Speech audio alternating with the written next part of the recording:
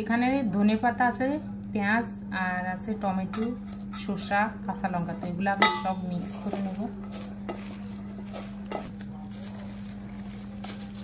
একটা জিনিস, আমার ঘরে আজকে সরিষার তেল নাই, অবশ্য বুটে অনেক তেল আছে, সবগুলো দেব না।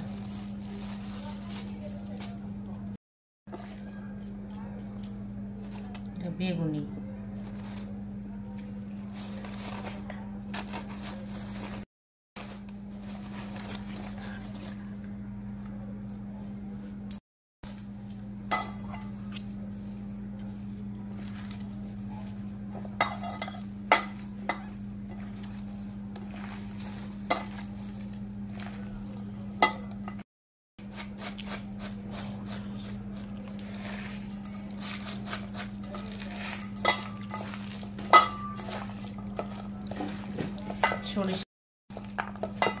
সরিষার তেল ছাড়া মুড়ি মাখতেছি।